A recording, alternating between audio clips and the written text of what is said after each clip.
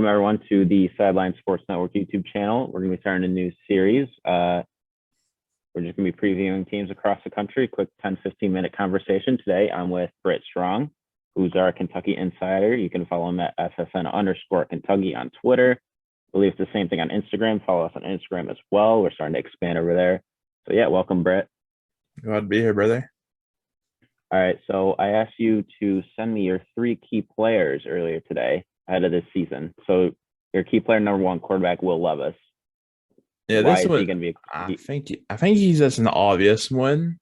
He's everyone's seen the mock drafts. He's supposed to be top 5, at least number 3 quarterback off the board. Some say 1, some say 2, some say 3. But I think he's going to be key player to determine this team. Losing a Wanda Robinson to the draft does not really help, but we got pieces around him that he should thrive with, and he'll turn up to be a top 5 pick next NFL draft. For sure, yeah. So he's going to be obviously probably, if the season goes according to plan, one of the top picks on next year's NFL draft. So your second key player is Tavion Robinson, transferred in from Virginia Tech. Thoughts on him? Yeah, so he's going to be the Wandell Robinson replacement here. We're going to have a better wide receiving core this year, but he should still be our best one with a combination of great receivers we have from our past 2 or 3 recruiting classes. But I think though he has 559 yards with Virginia Tech, those will probably be up near 1,000 this season. So I just think he'll be like a key playmaker for us this year. Yeah, for sure. Like you say, he's going to take that spot of Wandale Robinson. We'll discuss receivers a bit more in a bit. So your third key player, DeAndre Square. Yeah, he's personally just one of my favorite UK players in general. I just think his leadership and come back for another year was big for our defense because we lost many people on defense line. So we need some leaders in the front 7, and he's the leader I was hoping he would come back to be, and he came back, and he should be the leader to lead us to I'll talk about the prediction later. Yeah, for sure. He's been a team captain for a few years now, I think. So yeah, he's definitely going to be a leader on the team. All right, now let's touch on the Kentucky backfield. Listed some key players in here. Will Levis is obviously going to start at quarterback. Chris Rodriguez is going to get majority of the carries. Will Levis, we mentioned his NFL draft. He's a valued prospect. Where do you think he ranks among SEC quarterbacks? I think he's second personally. It's kind of hard to not say Bryce Young is the best just because of what he did last year. Mm-hmm. But he could overtake him. I'm not going to say he won't, but he could. But I'll say right now, Levis is second, and Bryce Young is number 1. Yeah, for sure. All right, Chris Rodriguez, I'm going to ask you the same question. He's one of the best running backs in the SEC, but where does he rank among them if you had to make a list? I don't know if you heard about he got arrested for DUI and stuff, but besides that, I say he's probably – there were some good running backs in the SEC this year. Who are some good ones? Who's Texas A&M? Bama's got Jahmyr Gibbs. A&M's got not Isaiah, Devontae Chain. He'll be solid as well, very fast, quick running back. So those are my 2, probably top 2. I think Chris Rodriguez is third in my opinion. I can agree with that. I just think those 3 you see over there, McLean, Smoke, and Rott, I think they'll be splitting the second RB2. But Seahawks should still get the majority, but I could see them other 3 making big steps this year as well. For sure. All right. So Will Levis, he's going to have a new play caller this year. Their previous offensive coordinator, Liam Cohn, went to the LA Rams. They're getting a new coordinator this year, Rich Scangarello. Hopefully I pronounced that correctly. It's coming in from the San Francisco 49ers. Do you think there's going to be some different schemes, or will it be pretty similar to Cohn's offense? Honestly, I think it's going to be different, but similar at the same time. I think I can't even say his name either, don't worry. Scangarello really likes to run the ball because if you've ever watched the 49ers play, he's going to do the same thing as they did. Mm-hmm. Like, run with Mozart. They're going to have Trey Lance, the 49ers will. So they're going to have a scrambling quarterback, and that's what Levis will be. So I don't think it's going to change that much, but I think there'll be more running than passing. But the passing game should still be the way it was last season. I mean, they got the talent for both, so it should be a balanced offense, but we shall see.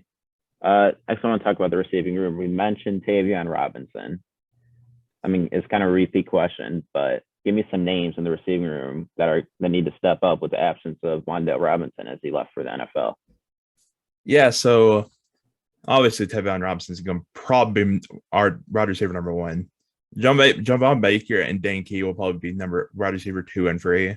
Then I expect Chris Lewis and a name that you have on here, DeKal Crowdus. Them two should be 4 and 5, and they should step up big this year. If they don't this year, they will next year because they're still young, so they have still time. For sure, and I believe Dane Key's a freshman this year. He is a freshman out of Frederick Douglass. Yeah, tight end rooms are great as well.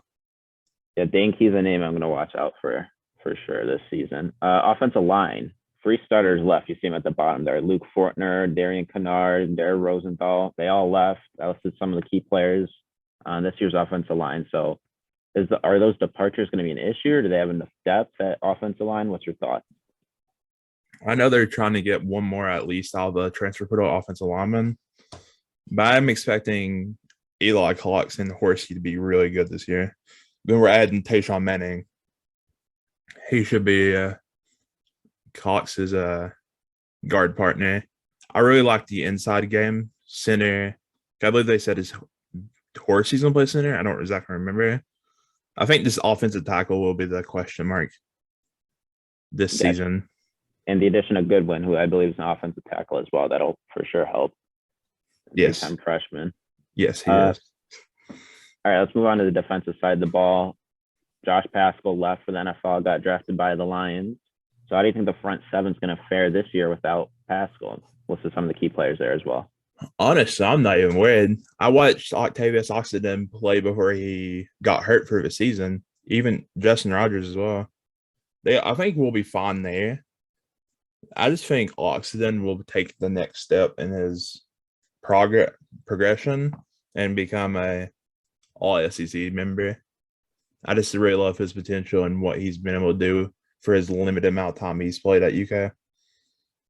Yeah, for sure. He was on my all-name team when I was doing my podcast. We did that about a month or so ago. It's a great name. Great name. Oxenden sounds like something out of the periodic table. And then linebacking core, I don't think we need to say much about them. They were really good. Not at all. Yeah, they're going to be one of the tops in the SEC for sure. All right, let's talk about secondary a bit. They weren't great against the pass last year. I think there was 70th-ish in the country in pass defensive efficiency.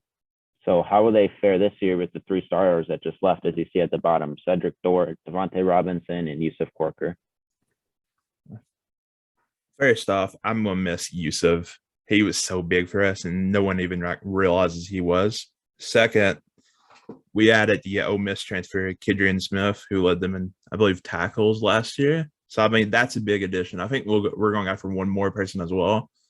But I think Jalen Geiger is about to be one of the best in the SEC. And who's the one that got hurt? Oh, Vito. Yeah, Vito got hurt, so that's going to be a big loss. But honestly, I think it will be the same as last year. Maybe a little bit of improvement because looking at those, Valentine and Joe Williams is still young, like sophomores, I think they are. So I'm not really that worried. I just want them to add more from the transfer portal before the season starts. For sure. Okay, I'm going to put you on the spot here. On defense, either linebackers, defensive line, or secondary, what do you think is the best unit on that defense? Oh, linebacker. Without a doubt? Without a doubt. I love Jacquez and DeAndre. I think they make our defense look good.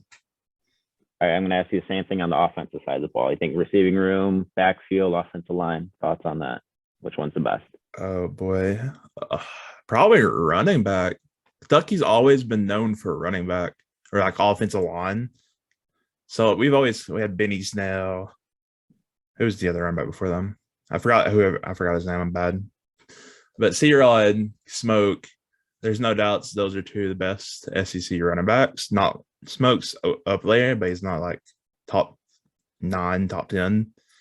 But he's still up there, and he's still can make plays when he needs to, when he gets a chance to at least. Yeah, for sure. All right. We're going to dive deep into the schedule now. There's a few more questions for you. All right, I have the schedule right here. What do you think Kentucky's floor is, and what's their ceiling? What's their worst case scenario and best case scenario looking at the schedule? I haven't really looked in much into the schedule, so I'm glad you kind of brought it up. Honestly, the floor would probably be I could possibly see a loss to Tennessee, a loss to Georgia, and maybe one to Florida. So I'd probably say 9-3 is the floor, and undefeated is the ceiling. If they can add certain pieces from the transfer portal, offensive line and secondary members, that's the ceiling. But I'm expecting a 10-2, 11-1 with hoping an upset over Georgia. Yeah, so you're saying 10-2 is your prediction as of now, obviously. So it could be transfer portal stuff, maybe gaining some players, maybe even losing some players. We'll see. So you're saying 10-2. Because we always like to lose a game or two that we are not supposed to, like last year. Yeah. Mississippi State. Sure. All right. So one final question. Looking at the schedule, which is a trap game for the Wildcats? Game that should win, but could be an upset.